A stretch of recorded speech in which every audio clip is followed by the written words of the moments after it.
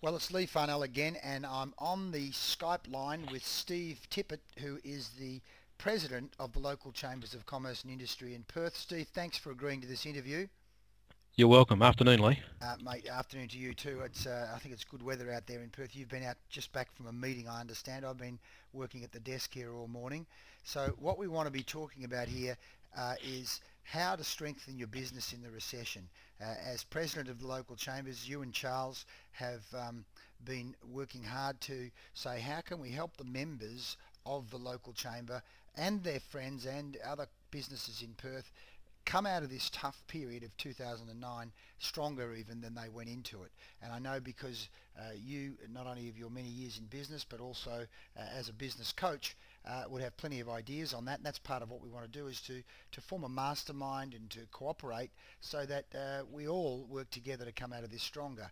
What are your thoughts in general on this whole initiative for 2009? Yeah, I think it's very important. It's very important that everybody does reassess what they're doing in business at the moment. And you do it as part of, a booming time anyway, but it's even more important at the moment. Otherwise, it's going to get away from you. I think we're in for some fairly tough times, especially over the next 6 months before things start to turn around. So here's a good opportunity to do something about it right now. Absolutely, absolutely. Now, Steve, tell us a bit about your business background and what you do now, so that as we go through some of your ideas, people know where you've come from to formulate these ideas. Well, my background's always been to specialise in marketing, and I was at Coles at Liquorland for many years, and then moved into the Newmart supermarkets here with David Fawcett when they first started up, and assisted them in getting that going.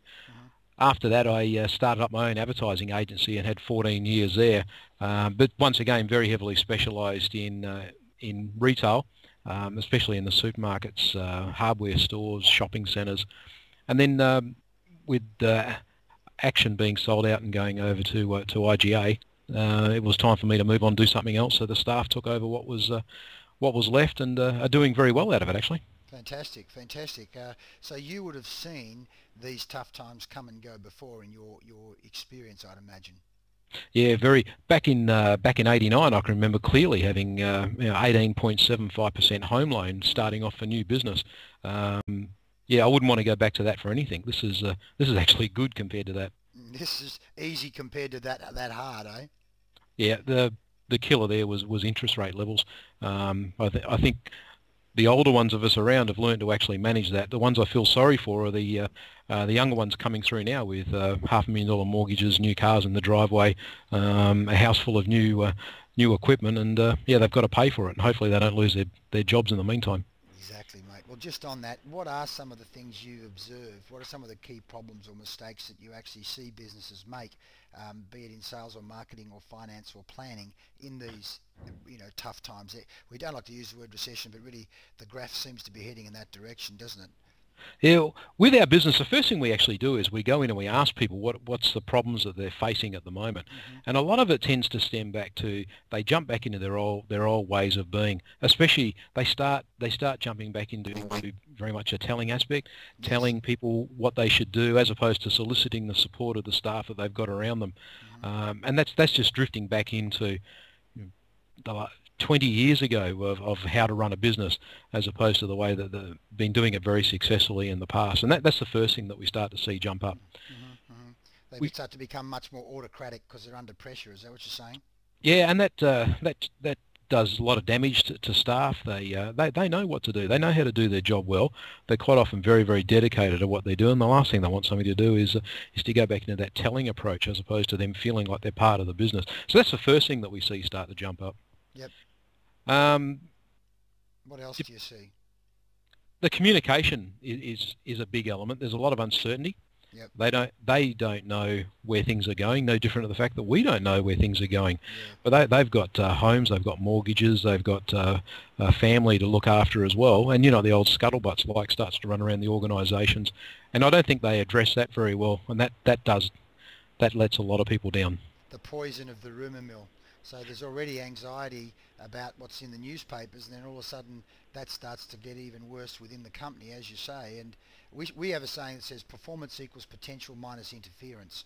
And so Yep. that, that's from the book The Inner Game of Golf, The Inner Game of Tennis. So in a golf sense, if you've hit the ball down the middle once, you have the potential to do it again.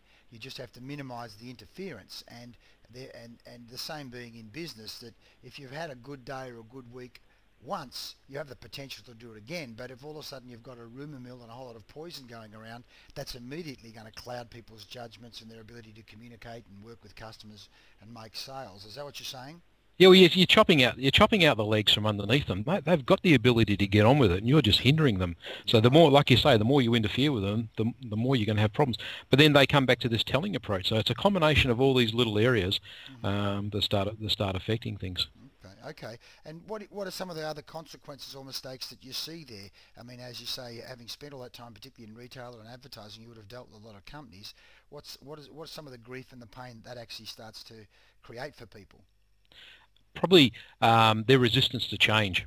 Yeah. So they know they need to make changes, and they really want to make changes, but there's always a resistance, either at a managerial level or at a staff level, to make those changes. So that those old habits die really hard. That'd probably be the biggest mistakes that we see, that they know they need to make a change, and they may even agree to make that change, and then there's a resistance to make that change afterwards as well. So that doesn't work well for them in business. Exactly. So now you are a coach, because I can see in your card here, the Coaches Consortium, Profit Through People Performance. So what are some of the things you'd recommend, either from your experience or the sorts of things that you do at the Coaches Consortium that help people in these times? Definitely draw on the knowledge and the ability and the ideas of the staff. You know, throw them into a room, get them all in together, feed off what they've actually got, throw up those ideas, engage them and get them to contribute. One of the big things that will come out of that is, if they come up with the ideas and they're engaged in those ideas, they'll take responsibility for it and they'll start driving it, and they will make sure that it happens. You won't have to follow up behind them with the broom to make sure that it's being done. They'll engage very strongly themselves, and just being openly prepared to make those changes. Yes. Solicit outside help. You know, talk to people like ourselves and yourselves. Talk to your accountant. Get some outside help. And really work out what's best for you, so you can make those changes as you go. Absolutely. Well, we say, you know, Newton's first law of inertia is, you know, a body remains at rest or heading in the same direction until an external force is applied. So in most cases, you actually do need some outside help to get you to change course, don't you? Yeah, and if they're going to talk to somebody, and talk to them about solutions, idea, training, programs, whatever the different people can offer them, and there's many and varied types of services that are out there. Make sure that these people understand the problem areas that they've got within the business, and then get them to get a good full understanding of what they're trying to achieve. Tell them what you think your business will look like after you've got through these tough times. Set up the measurements for that, and then hold them accountable to get you there as well, to become part of your team.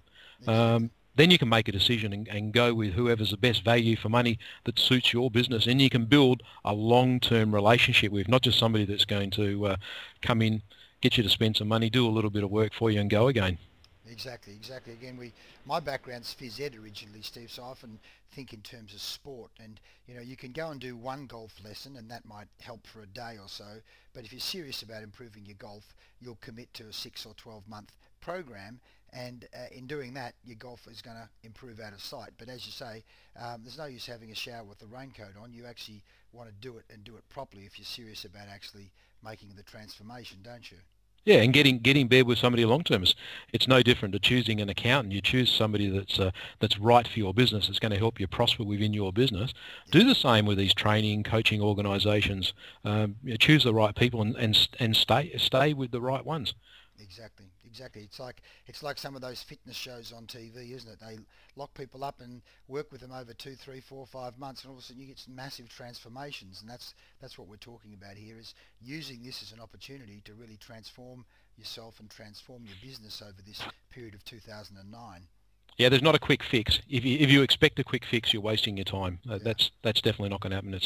It's a process that you need to go through. Some things will happen quicker than others, but it's a long-term process.